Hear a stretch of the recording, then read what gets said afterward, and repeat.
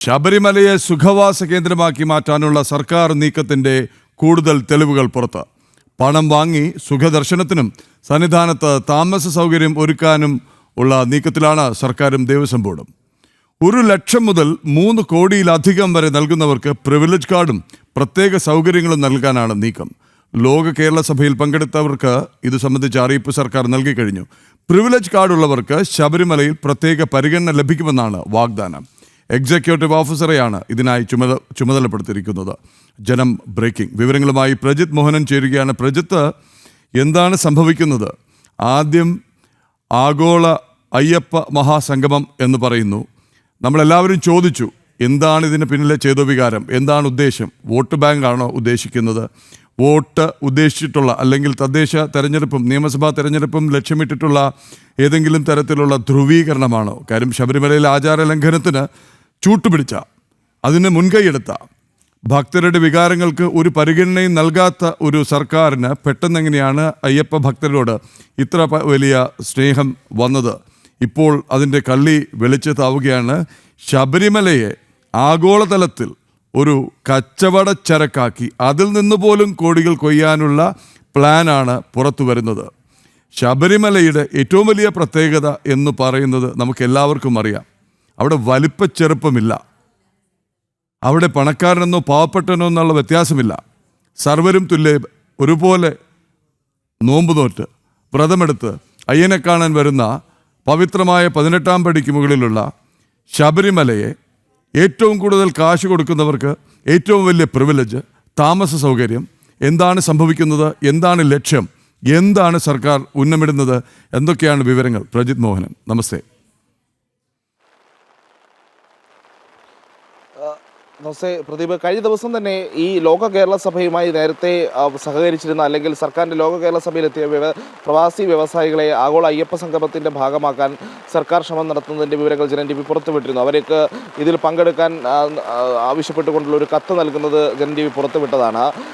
അന്ന് ഇതുമായി ബന്ധപ്പെട്ടിട്ടുള്ള മറ്റൊരു പ്രധാനപ്പെട്ട വിവരം കൂടി പുറത്തു വന്നത്, ശബരിമലയിൽ ഈ പറയുന്ന പ്രവാസി വ്യവസായികൾക്കൊക്കെ ഒരു ഓഫറുണ്ട്. അതായത് നിങ്ങൾ നൽകുന്ന സംഭാവനകൾ എന്ന് പറയുമ്പോൾ സ്പോൺസർഷിപ്പാണ്. ഇത് അടിസ്ഥാന സൗകര്യ പദ്ധതികളുടെ എന്നൊക്കെ പേരിൽ സ്പോൺസർഷിപ്പുകൾ നൽകിയാൽ അതിനനുസരിച്ചുള്ള നിങ്ങൾ നൽകുന്ന പണത്തിനനുസരിച്ചുള്ള പ്രത്യേക പരിഗണനകൾ ശബരിമലയിൽ കിട്ടുമെന്നുള്ളതായിരുന്നു വാർത്ത. ഈ ആഗോള അയ്യപ്പ സംഘവുമായി ബന്ധപ്പെട്ട് ഈ പറയുന്ന രീതിയിൽ വലിയ പണച്ചാക്കുകളെയൊക്കെ ആകർഷിക്കാൻ സർക്കാർ നീക്കം നടത്തുന്നത് ഈ ഒരു ഓഫർ കൂടി മുന്നിൽ വെച്ചിട്ടാണ് എന്നുള്ള വിവരങ്ങൾ നമ്മൾ പുറത്തുവിട്ടതാണ്. ഇന്ന് ആ ഓഫറിൻ്റെ ശബരിമലയിൽ പണം വാങ്ങി ഭക്തരെ പ്രത്യേക വിഭാഗങ്ങളായി വേർതിരിക്കുന്നു എന്നതിൻ്റെ കൂടുതൽ വിശദാംശങ്ങൾ പുറത്തുവിടുകയാണ് ജനം ടി വി. 6 കാറ്റഗറികളായിട്ടാണ് ഇത്തരത്തിൽ സംഭാവന നൽകുന്നവരെ അല്ലെങ്കിൽ സ്പോൺസർഷിപ്പ് നൽകുന്നവരെ ഇനി ശബരിമലയിൽ വേർതിരിക്കുന്നത്. അത് 1 ലക്ഷം മുതൽ 10 ലക്ഷം, പിന്നീട് 10 ലക്ഷം മുതൽ അങ്ങനെ മുകളിലേക്ക് 3 കോടിയിലധികം തുക നൽകുന്നവർ വരെ എന്നുള്ളതാണ് കാറ്റഗറികൾ. ഈ കാറ്റഗറികൾ 1 ലക്ഷം മുതൽ 10 ലക്ഷം വരുന്നവർ ഒന്ന് നോർമൽ കാറ്റഗറിയിൽ ഉൾപ്പെടുന്നു. അതിന് മുകളിൽ bronze, silver, gold, platinum, diamond എന്നിങ്ങനെയാണ് ഈ കാറ്റഗറികൾ വരുന്നത്. അതിൽ ബ്രോൺസ് മുതൽ ഡയമണ്ട് വരെയുള്ള കാറ്റഗറികൾക്ക് ശബരിമലയിൽ 5 ദിവസം താമസിക്കാൻ, സൗജന്യമായി താമസിക്കാനുള്ള സൗകര്യം ഒരുക്കി നൽകും. അതോടൊപ്പം തന്നെ അവർക്ക് കിറ്റുകൾ, പ്രസാദ കിറ്റുകൾ, അതോടൊപ്പം ഡയറികൾ, ഒപ്പം ഈ പറയുന്ന രീതിയിൽ പമ്പയിൽ പാർക്കിങ്ങിന് മുൻഗണന എന്നിവ നൽകും.